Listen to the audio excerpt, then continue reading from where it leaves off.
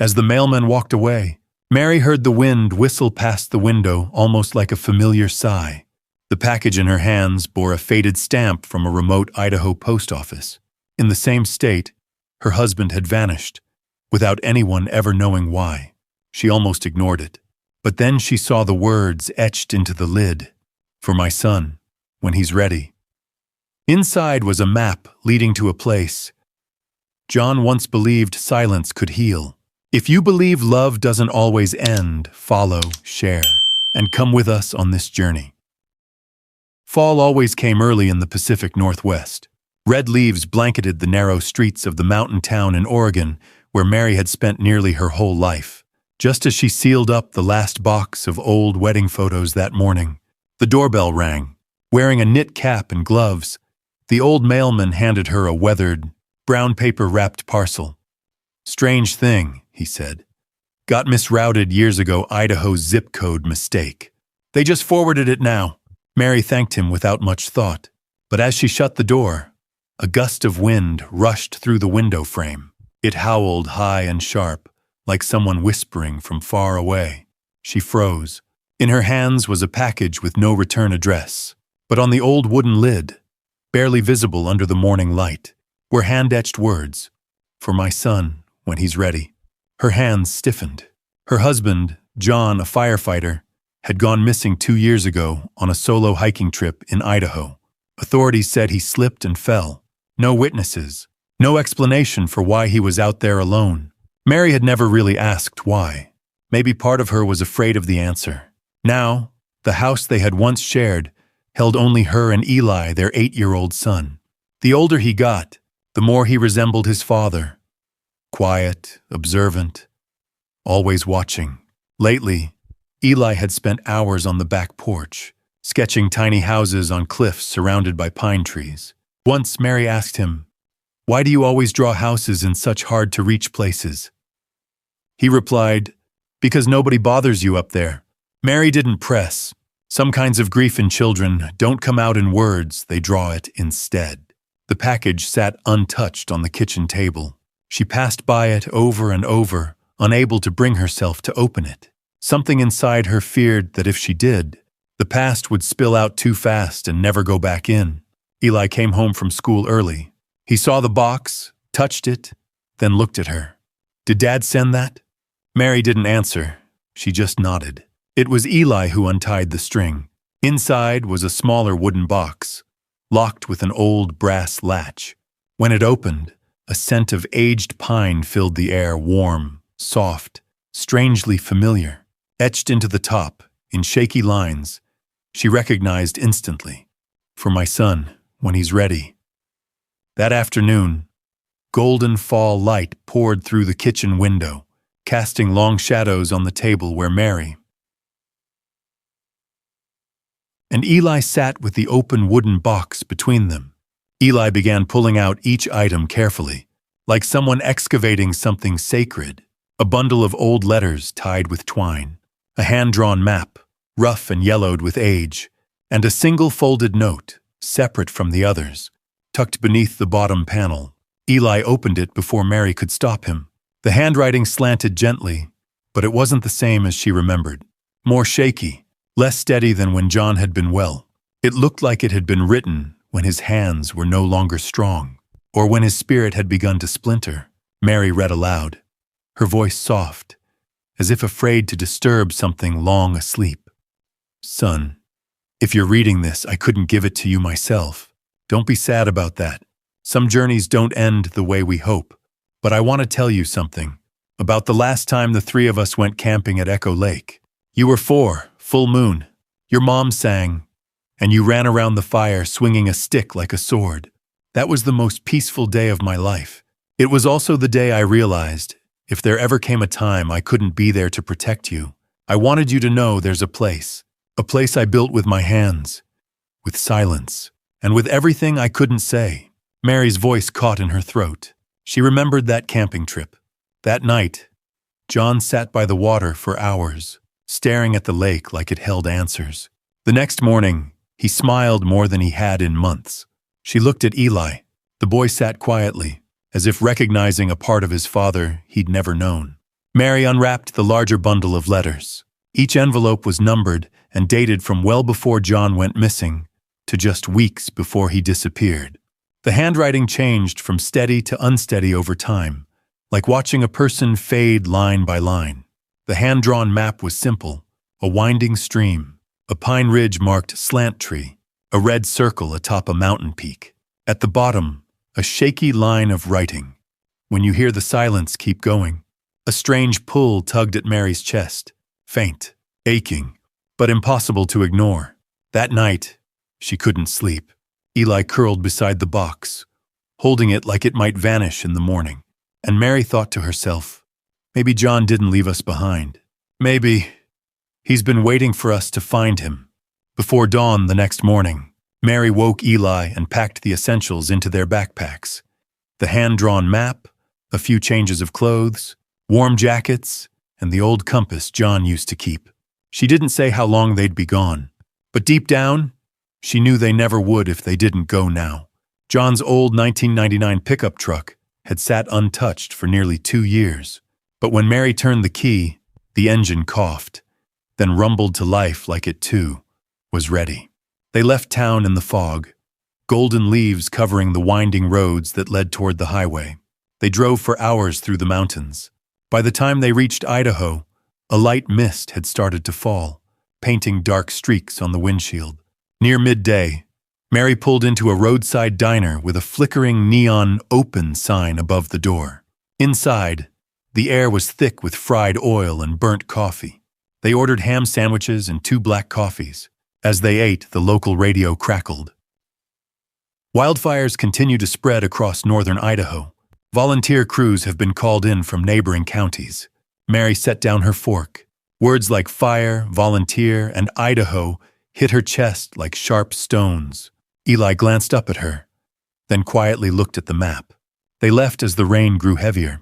By late afternoon, the truck was climbing a steep mountain pass. The rear wheels slipped in one sharp turn, rocky, uneven terrain. The truck tilted dangerously. Mary gripped the wheel, heart racing. She remembered what John had taught her about driving on slick roads. Want no sudden braking, gentle pressure, feel the wheel. Eli grabbed her arm. He didn't cry. He just whispered, "Dad taught you that, didn't he?"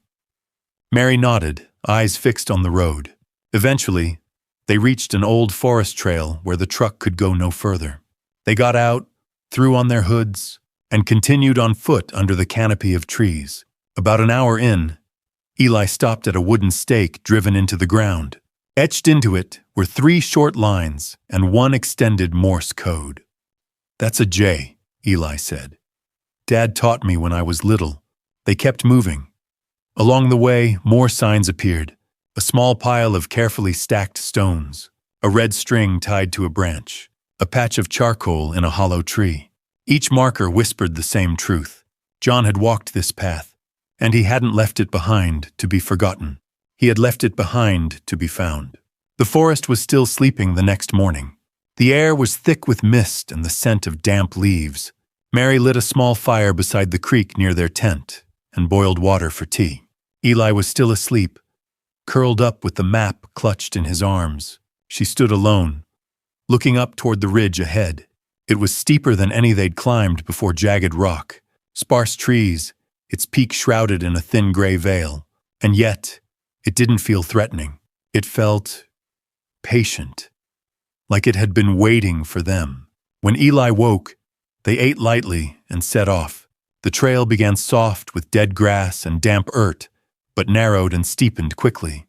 Rocks grew slick with moss. Mary walked behind her son, overseeing each step. Every time a stone shifted underfoot, her heart jumped. Halfway up a steep incline, Eli slipped onto a wide rock. He flailed, catching a root with both hands. Mary lunged forward, grabbing his wrist, yanking him back. They both fell hard into the dirt. For a moment, neither of them moved. Then Mary pulled Eli into her chest, resting her head on his shoulder, arms wrapped tight around him. "I can't lose anyone else," she whispered. "Do you hear me?" Eli nodded, silently wrapping his arms around her. He didn't need to say anything. Some truths don't live in words. They continued on, It was then that Mary noticed. Large stones lined the path, not randomly but placed. Worn smooth, spaced evenly. Natural steps made for someone's return. John had built this. Not just the cabin, the trail itself. Not for himself, for them. She reached out, running her hand along the edge of a stone. Rough, carved, deliberate. It reminded her of how John had always entered her life quietly, steadily, without asking for attention. By late morning, they crested the windiest part of the climb. The mist began to burn off, and sunlight filtered through scattered branches. Then, between two large rocks, it appeared. The cabin. Its wood was gray, streaked with moss. The roof slanted slightly. The windows were small and half-closed, but it was whole, untouched, undisturbed. Around the side was a small garden mint growing in neat rows, patches of carrots and scattered wildflowers. The soil was soft, the leaves weren't wilted. Eli whispered, "It's like Dad just left yesterday." Mary stepped onto the porch, her hand resting on the wooden door handle. Her heart pounded, not from fear, but because she knew whatever lay behind that door wasn't just the past. It was a part of the truth she had never been ready to face until now. Inside the cabin, the air was cool, not musty or suffocating as Mary had expected. There was no mold, no thick dust, only the faint scent of old ash, dry pine wood, and something else, something heartbreakingly familiar. Eli moved slowly around the room, careful not to disturb the quiet that seemed to live there. Mary stood still for a long while before approaching the small wooden table beneath the window. On it lay an old leather-bound journal. Next to it, a small, round object, dull with age. She picked it up. A badge. A firefighter's emblem. Instantly, she was back in that last night before John left. He'd come home late, his shirt still smelling of smoke, sitting silently at the kitchen table. Mary had been exhausted and angry. She'd said, "You're not the man I married anymore. You're here, but it's like you've already died." The words cut like a blade. He had left the next morning. Mary clenched the badge in her fist. She didn't know whether John had brought it up here or left it behind before he went. But one thing was clear, he had never forgotten her. Not for a single moment. She opened the journal. His handwriting was still the same slanted left, steady, but trembling in places. On the first page, he'd written, "If you're reading this, it means you didn't give up. And neither did I. I just didn't know how to stay without hurting you more." Mary turned the page. A folded letter was tucked inside, the front marked, "A mare read this when you're alone." She stepped outside onto the wooden porch. A gentle wind blew through. Before her stretched the valley, wide and green, trees rippling like a tide, a silver stream cutting through the earth like a seam. She opened the letter. "You once said I lived in silence. But for me, silence was the only place I could still hear myself breathe. I carried too many people and I couldn't save them. After that wildfire in California, I stayed up every night thinking about the child trapped in the second-floor room. And I thought of Eli. I thought of you. I didn't leave you. I built a place somewhere you could still hear me when the world got too loud." Mary folded the letter back carefully. Her hands trembled, but no longer from cold. When she looked up, Eli was across the room, laying John's old jacket neatly on the bed, as if his father might still return for it. And Mary finally understood. John hadn't abandoned them. He simply couldn't find the words to explain. So he left behind a place quiet enough for what he couldn't say, to finally be heard. That afternoon, Eli was rummaging through a small wooden cabinet beside the bed when he called out softly, "Mom, what's this?" Mary walked over. In his hands was a small tin box.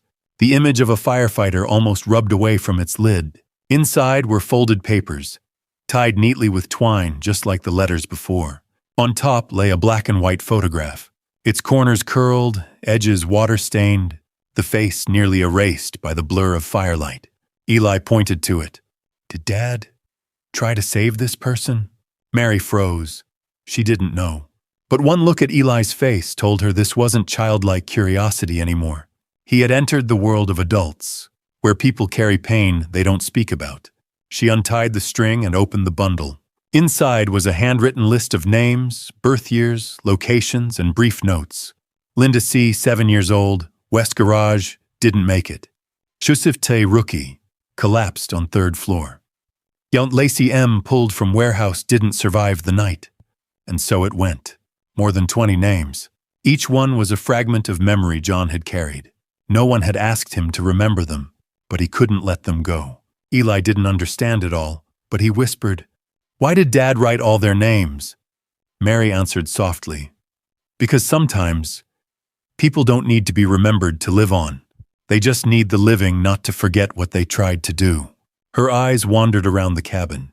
The things she had once dismissed as random now fell into place. The journal, the jars filled with burned scraps of paper, the photo pinned above the desk, the markings on the ceiling beams. It was all part of something bigger, a memorial built not of stone but of memory. John hadn't built this cabin to hide. He had built it to hold on to his humanity. This wasn't a place where he lived alone. It was a place where he kept alive those he couldn't save. Mary sat down, her fingers tracing the last line on the final page of the list. Shorter. No names this time. Plant when ready. She folded the paper, her hand trembling, but it wasn't weakness. It was released. This cabin was no longer John's secret. It was a quiet light one that never announced it was shining. Eli walked over, placing the faded photo beside the firefighter badge they'd found the day before. He whispered, "If Dad couldn't save everyone, at least he kept them here." Mary nodded, tears spilling down her cheeks. But this time, they weren't heavy. They were like morning dew, soft, slow, and gone before the sunlight touched them. The next morning, the wind blew stronger. The sky was still high, clear, and quiet, but it no longer felt cold. Mary opened the cabin door and took a deep breath. The air carried the scent of fresh earth, mint leaves, and something unfamiliar and deeply known, like breathing again after years of holding it in. Eli was bent over a patch of soil, his small hands carefully carving narrow trenches. Mary stepped outside, carrying the tin box of seeds they'd found the day before. A handwritten note on the lid read, "Idaho hardy seeds adapted to cold soil." No words were needed. They simply worked steady, silent, in rhythm. The soil was soft and damp. Sunlight slanted across their shoulders. Birds called faintly from the trees beyond. Everything felt simple and alive. They planted seeds: lettuce, mint, carrots, wild daisies. Eli pressed the dirt down with his palm, sealing each as if laying a promise into the earth. Then, a gust of wind swept through. A small piece of paper fluttered off the cabin shelf, spun through the air, and landed by Mary's feet. She bent down and picked it up. Just one line, written in black ink. "Forgive yourself, too." Mary froze. She had forgiven John for leaving, for his silence, for never saying goodbye. But she had never thought of forgiving herself for the anger, the distance, the times she didn't understand soon enough. Now the wind had said it for him. She folded the note carefully and slipped it into her jacket pocket, close to her heart, like a tiny charm she would never take off. At lunch, they ate cold sandwiches and dried apples. Eli sat on the cabin porch, holding the cracked compass. Its glass was scratched, but the needle still trembled north. "Mom," he said, "I want to stay here forever." Mary smiled, brushing his hair. "We don't have to stay forever, Eli. We just have to remember how to come back." Later, while Eli napped inside, Mary sat alone on the wooden steps, looking over the valley. The wind still moved, but it no longer howled. It only brushed her cheek, warm, soft, almost like a touch. She looked down at her hands, still covered in dirt. But for the first time in years, they didn't feel empty. For 2 years, she had carried grief like a weight tied to her heart. Now, she left it here buried beneath the mint leaves, and in its place, she planted something else, something that would grow out of silence. The next morning, sunlight filtered through the leaves, washing the cabin roof in a gentle honey glow. Mary sat by the door, hands wrapped around a tin mug of hot tea, watching the valley wake below. Eli had risen early. He was quietly sketching with a pencil on the final page of his father's journal. He drew the cabin small, steady between 2 rocks, and a faint silhouette of someone raising a hand in the window, as if waving goodbye from afar. Before they left, he placed the drawing on the table beside the firefighter badge and the cracked compass. Mary said nothing. She just placed her hand on his head and nodded. She tidied the cabin, folded the blankets, swept the floor, lit the fire one last time. Not to burn anything, but to leave warmth in the room. On the shelf, she left the first bundle of letters and the map, with a note beneath. If you find this place, plant another seed, and if you stay quiet long enough, you might hear what you've been looking for. They descended the mountain before the fog had fully lifted. The trail was still slick, but no longer frightening. The stones, the red string, the Morse marks all seemed less like mysteries now, and more like a path home. When they turned back, the cabin was already hidden behind the trees. It looks smaller now, Eli said. Mary smiled. See, the things we carry in our hearts are always bigger than the ones we leave behind. Back home, she opened her laptop and began to type. Not an article, not a story for attention, just a small post on the personal blog she'd abandoned years ago. The title read, "Whispering Winds, a Place That Waited." She didn't share the location. She didn't post the map, only these words. If you've ever lost someone and thought they were gone forever, remember, some people don't leave words behind. They leave places, so you can find yourself again.